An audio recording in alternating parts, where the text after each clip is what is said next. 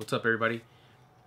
I always get a lot of questions, statements all over my videos, comments, everything from you guys. So how to do this, how do I do that?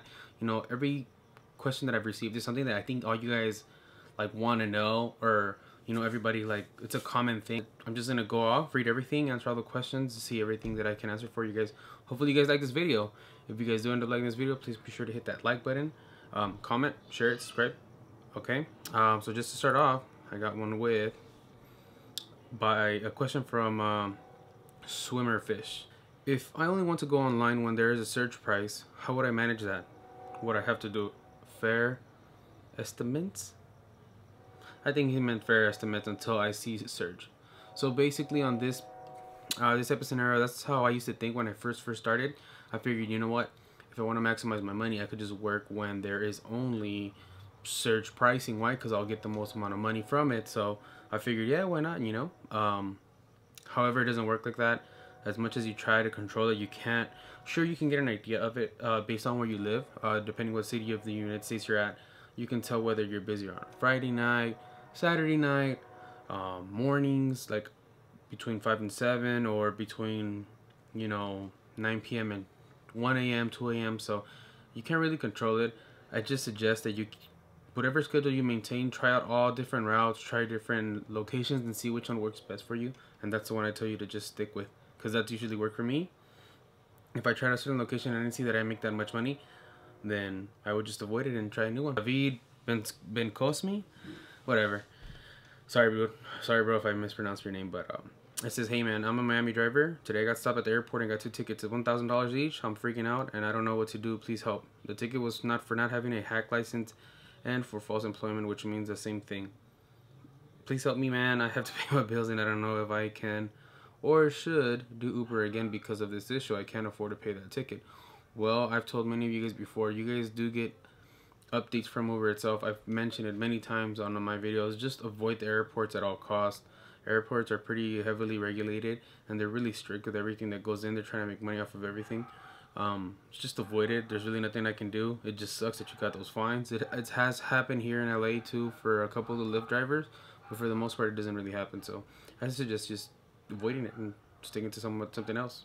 Larry Davis, hi. Despite what some people say, I'm still gonna drive because it's realistic and super informative videos like yours would keep it real for me. Thank you so much for taking the time and effort. This is not really a question, it's more of a statement. What he's saying, that, well, despite what people say, a lot of people talk bad about Uber and Lyft. I by no means am sponsored by them at all. Believe me when I tell you that. I make no money. If I was, I'd be making a lot of money from Uber. You seen how many freaking millions of the estimated billions, you know, that it's worth or whatever right now? Trust me. I don't work for them. I don't condone them. I don't think they're the best either. But I do think it's the best job you can get, whether you're a student, where you can only work certain times, or your schedule just restricts you from getting a certain job because of the requirements of that job, or you just want to get some extra money, like always. But don't pay attention to the naysayers. Figure it out for yourself. People say, oh, the depreciation value of my car goes down. You don't mention that. I don't have to mention that. That's already a given. It's common sense. If you're gonna drive, you know you're just gonna get paid. You know you're gonna pay for your own gas. You know you're gonna pay that money. You already know what's gonna happen. If you don't like this job, if you complain about, oh, I can't, the depreciation value is not worth it to do this job or whatever, then go find a regular job. Apply somewhere. Don't complain about it. People that complain are people that want everything the easy way. If you want to complain about a company, that's like me saying, oh man, McDonald's, or they're making so much money. Oh my God, they steal people, blah, blah, blah, blah, blah. Same thing, bro. If you want to get better food or you want to make more money, go somewhere else. Same concept. If you don't like the job where you're at, quit. Same concept. So, Snazzy Grant, are you able to write off your gas expenses on your tax return since this is a job? So, yes, you can. You can write off everything. Just make sure you take it to the proper tax specialist. Ask them all the questions you can. That you can write off your expenses on it, like mileage, anything from food and whatnot. Remember, when you're a 1099 with Uber or Lyft or any other company, they usually have to pay the estimated tax. I don't want to say specific numbers because I'm not a professional by any means, so I don't suggest you guys take this literal, but normally it's 30%, estimated 30% of what you made. However, you can level off by writing off your mileage, any expenses, car washes, anything you could think of it, you know, maintenance for your car, anything, it helps out a lot. So I recommend doing that. It helps a lot. Another question from Joseph Segretti. Hey man, with Uber, after you pick up a rider, does the app tell you the address or where to go, or do we ask the rider? Both. If the rider has already entered the address before you pick them up, then it should pop up automatically once you accept the ride and pick them up. Or if they don't put it in there, just ask the rider. Simple question. Same goes for Lyft. Usually people put it in. They're getting better at it now. The more people use it, the easier it gets. But otherwise, just ask them for it, type it in your phone, and you're good to go. Question from Luis Morales. What can you do to minimize direction error when it comes down to GPS? I just started driving for Uber and I had a few bad directions on the GPS. Also, when they cancel a ride after 5 minutes, who keeps the $5 charge? Thank you in advance for your videos. There's really nothing you can do, man. I personally work and have worked for all the major wireless providers. I experienced this with Uber mainly. Not so much with Lyft, because Lyft I use my own GPS, well, the Google one. Before, when I was using the company's phone through Uber, which was their the iPhone 4S or whatever, just to use that. I had a lot of errors, man. Sometimes it would tell me to pick up somebody in a certain area. So after so many times of getting that same error in the specific location, I knew that if I got a request, for example, four or five blocks away in this specific corner, I knew that they actually work for somewhere else, which is weird. But you can't avoid that. That's just weirdness. I don't think that has to do with the carriers. I just think that's a GPS thing. It's happened with T-Mobile and AT&T with me. I have both services, and kind of weird, but just try to get used to the little tricks it gives you. There's really nothing you can do about that. Just try to remember things. If you don't know an area, ask the customer or the person. Hey, if you know the area better than me, let me know. I'll take your route. Helps out usually. Efren James says, can a Uber driver switch up and work in 2 different nearby cities?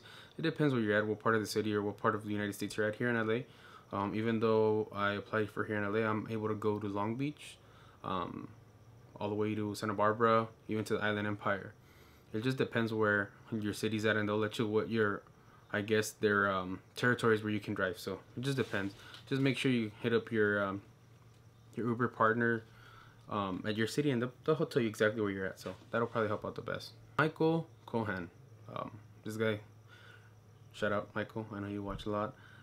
So he says, these vids are definitely helpful. For me, I cannot simply deduct the gas from my earnings because I might go to other places and use a car outside of Uber on that same tank. Also, I find that the slashing of the base price from 161 to 180, this is back when it did the first price cut, or second price cut I should say, combines the fact that unlike Lyft and Uber does not allow tips. What is your opinion on all of this? I think Uber's motto as far as not allowing tips, or saying tips are not mandatory but they're really appreciated, or sure, I should say they're not required at all, or they say the tips are included. That's bull. It's never included. That's a lie. I've received tips from people.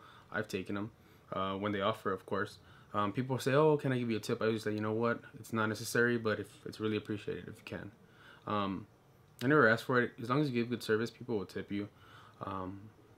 I think they need to change this. Lyft incorporates it in their system where they can track the tips and all that, and you'll know where you're gonna get tipped. So that's pretty dope, and you don't get taxed on the. You don't really get they don't get their cut off for your tips, so that's cool. You keep 100% of your tips on the Lyft side. And Uber doesn't do that. That sucks. As far as Uber, he said he can't deduct the gas from earnings because he might either go to other places besides driving from Uber on his own personal time or his personal errands. I do that too. That's why I always try to tell people that my estimates on my old video on $40 an hour, that was all together with what I waste, including my personal driving. So it just depends how you want to try. And then Victor Toom says, nice video. When you're waiting for the next customer, do you drive around or do you park and wait? What happens if both your Lyft and Uber phones go off at the same time? What are the best times and days to drive? I'm a brand new Uber driver in San Diego. Thanks. I used to drive around my first like 2 or 3 weeks when I was a rookie. That's the biggest, dumbest thing you can do. I swear to God, it's the dumbest thing you can do. And I'll tell you why. Because I did that, and you waste a lot of gas just driving around trying to find rides. Just go to certain areas. Sure, the first week, if you want to, like, if you've never done it and you want to try out a lot of different areas, I suggest you do it because it'll help you out. You get to know what areas are going to be busy or whatnot. So probably do it the first week, but don't do it after that. Just find somewhere. Stay there for about 10-15 minutes, 20 minutes at a time, depending if it's a slow time. Wait if you get a call. If you don't, move to the next area, but don't drive around because all you're doing is wasting your gas. Um, don't do that. And it says, what if both phones go off at the same time? I don't like doing that, just for the fact that your rating can go down, your acceptance rating for each one. It's not a really drastic difference, but like let's say you were to get one, I wouldn't normally accept Uber at the time or back then because uh, they were charging a little bit more, so I was making more money, but not anymore. I just don't suggest doing that. Good luck though. And then Arthur Bisaloti, I think that's how you say it. He says Uber now requires an inspection. They have a partnership with several auto mechanics. The driver pays $20 to get it done. Is this correct? Yes. Here in LA, we have the Raise Your Inspection form. Basically, they just do a little check on your car, your brakes, if they're worn out, a little inspection on your bodywork, tires, make sure there's no leaks. They just want to see that the car is up to par, for you to take other people around. Because remember, even though you're driving your own car, you're still affecting Uber's name. So that's why you have to pay that $20 charge. Well, at least here it is. Depends where you're at in the cities, in other countries, and it's gonna be way different. So I don't know. Maybe it's the same, but for here in LA, it's $20. You do have to pay that once every year. This is Gerardo Sierra. Do the amount of passengers matter? Can you, as a driver, reject a passenger for both Uber and Lyft? Hell yes. I've rejected so much people because sometimes you get like, I see people like requesting me and then I see them coming and they're walking towards me like if they're Bambi and shit being born. Hell no. Somebody that's about that drunk usually always gonna throw up in your car, so avoid that. I know that Uber and Lyft will cover if somebody throws up in your car, but it's still a hassle and a waste of your time to even go through that. So yes, this is a big thing for every driver out there, whether you're Lyft or Uber. If you are gonna pick up passengers and they are drunk, or you can only seat 4 and they wanted you to seat 5, don't do it. You're gonna pay the ticket. Uber, Lyft will not help you out with that. If you get a dumb rider, make sure they're assholes or whatever, rate them accordingly, because you can help other drivers avoid that. Like me, I've not accepted a bunch of rides for people that have ratings that lower than 3.5 at all, ever. Because those people are usually dicks and they think that you're their driver, so I don't do that. I don't suggest you should do that either. So reject whoever you want. 999 says, is it safe? Do you carry a weapon? Yeah, I do. These guns. No, but I used to carry like a little pocket knife. It doesn't really happen to guys out here. There was a guy that got freaking shot out here in an Uber black car, according to the news, here in South Central. But come on, dude, you're in the hood at 4 a.m. in like a blacked out car. Most people think you're a drug dealer, so sucks to say that. But if you're in Compton, and actually I think it wasn't Compton or South Central, it was one of the two, but is it safe? It normally is safe. Just try to stay to popular areas like Hollywood, West Hollywood, Santa Monica, the Bay Area like South Bay, Torrance, Redondo Beach, downtown LA, Glendale, Burbank. All those areas are cool. But South Central, I personally don't ever pick up nobody there. I don't suggest anybody does that. Michael Wesley, would you lease a car to do this job? And if so, a BMW or Audi? To give the customers a better choice or a Honda Accord to be easier on the gas. I asked this because I'm in school and my car is an older model. I'm trying to figure out if this could be a good idea. It sounds lucrative. Also, do you get money if you're working for both Uber and Lyft? Yes, I work for both. You do make money. You make whatever you work. So, would I lease a car? Hell no. Sure, I mean, you could probably lease like an Altima or something, but they usually have like $10,000 to $12,000, 10 to 12,000 miles limit per year. If you're really planning to do this as a part-time gig or a full-time gig, you're gonna hit 10,000 miles before 6 months. I can guarantee that, because I was only working 2 to 3 hours a night every other night, and I racked up about 9,000 miles in about 4 months, and that was part-time. So imagine doing it like 5-6 hours a day, or believe me, you could put miles on it. Sure, you make the money, but believe me, you put miles on the car. As far as buying a car like a BMW or an Audi, I had a BMW. I don't suggest it. It's a very expensive car to maintain. Maintenance on it is expensive. Anything breaks, it's a minimum of $2,000, and I'm talking about that's like being dirt cheap. So don't do it. A lot of newer cars, you don't have to like sacrifice like luxury or better choice for the customer. You can get like a new Honda Accord, and they look really nice.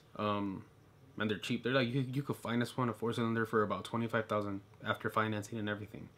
And they're good on gas. They look pretty luxurious to me. The new ones, especially 2014, 2015 models. Don't get a BMW or an Audi.